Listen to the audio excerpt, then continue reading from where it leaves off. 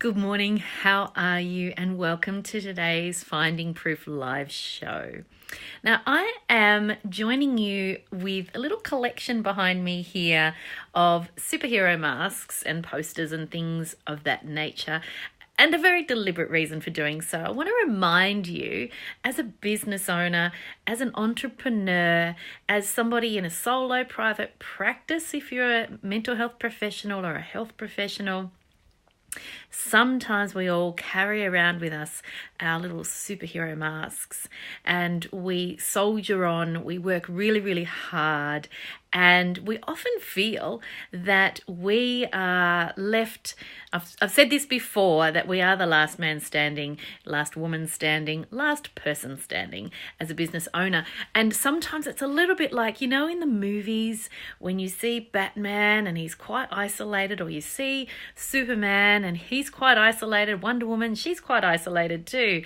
All these superhero characters who stand alone and stand tall and do the right thing and keep putting one foot in front of the other. Sometimes we're a bit like that too.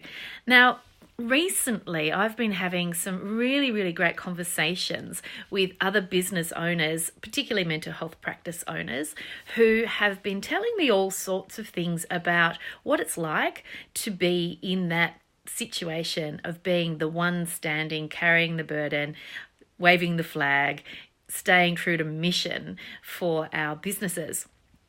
And the thing that comes through a lot for me, and I certainly remember feeling this myself when I first started in my business, but as my business marched on and got bigger, and we're nearly 10 years this year, actually, 10 years anniversary this year as a group private practice.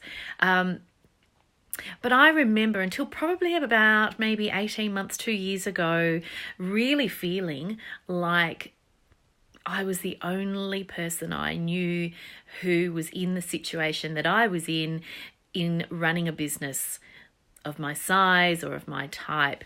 There were lots of other private practitioners around me, but with the growth that we were experiencing at the time, I really did start to feel quite isolated because I didn't really have anybody around me at that time who was going through anything similar to what I was going through in terms of our business expansion at that time.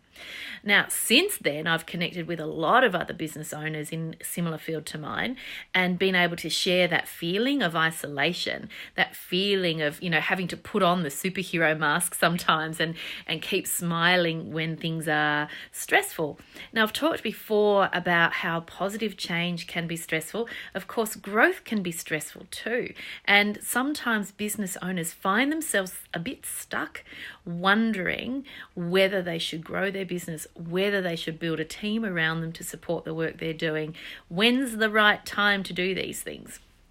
Now, in coming months, I will be running a webinar on just that topic, but I'll keep you posted about when that is coming. I think we're going to be running that webinar from New York while I'm in New York, but I'll have more information about that. But in the meantime, I wanted to get you thinking about what's it like as a business owner, feeling like you're constantly pushing yourself out of your own comfort zone, forging ahead when your professional peers might not be in the same boat as you. So if you think about mental health professionals as a good example, you might have a range of peers that you've all gone through university with.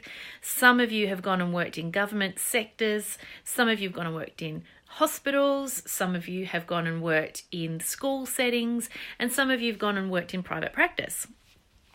And everybody finds their feet as a professional.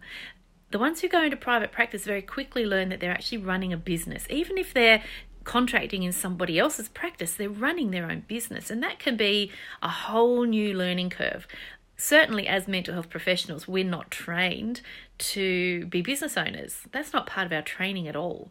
And this is the thing that gets me really thinking. And this is the topic or the theme that has come up quite a lot for me recently in talking to other private practice owners, is this sense of making it up as you go along.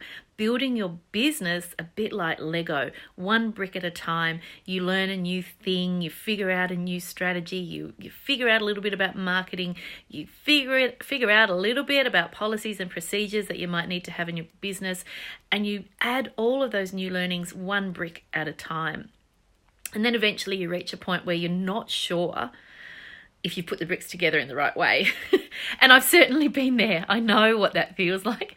I know how it feels to go, oh, crap, I wish I'd done it that way. Now that I know there's a more efficient way of doing this thing, I wish I'd started like that. There are lots and lots of examples I could share with you around wishing I'd known about better efficiencies right at the start of building my group practice. So I guess something for you to be thinking about is, when was the last time that you actually stopped and weighed up what's going on in your business and figured out whether you're doing things in the most efficient way? Now, whether you're a mental health professional or a business owner in some other sector, I'm sure this applies equally. I'm sure we all figure it out as we go along, and then sometimes wish we'd done something a little bit more efficient earlier. So I've talked before about advisors that I have on my side.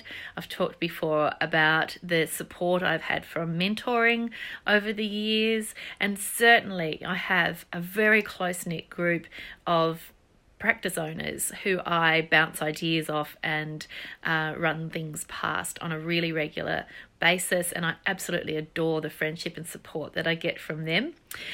So if you're not a mental health professional, I'm curious to know, who do you seek out for support? So you might be I have a follower on Instagram who's running a barbershop in Chicago. I'm not sure who he seeks out for support.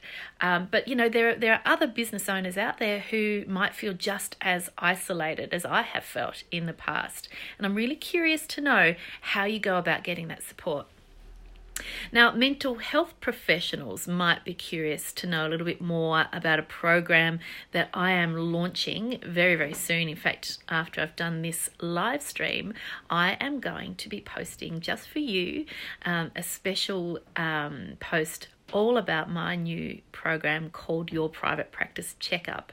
Now, over time, I will also be modifying that content to apply to other businesses, but at the moment, that is a program for mental health professionals or health professionals or allied health professionals, anyone in a private practice setting. But I want you to be thinking between now and then, when was the last time you checked in with your practice and you looked at those efficiencies and you asked yourself those questions? Could I be doing some of this better? Could I be doing some of these things more efficiently? And I think those are questions that, you know, stand us in good stead in life generally, aren't they? Isn't there an easier way to do things? Do you know, there is no rule that says you have to take the hard road. There's no rule that says you have to reinvent the wheel. So have a think about what you could be doing more efficiently and how you could be learning from others who've gone before you. You don't have to be the superhero standing alone with the mask, pretending that you've got all your shit together because you're in a leadership role. It's okay to ask for help. It's okay to ask for support. Definitely okay to get some mentoring. So if you're a mental health professional, you think I can help you with the mentoring, make sure you shout out, because I've got a couple of programs open at the moment and I'd love to talk to you about that. If you're a business professional outside of the mental health professionals sector, hold fire, because there is a program coming just for you. I'm going to be launching that. I'm going to be launching that in, at this stage, it looks like it'll be June, and that will be called Fire Starters. And I'll tell you the story behind the name another day. That's it from me today. I hope you're having a fabulous, fabulous day, and I look forward to talking to you again very, very soon. Bye for now.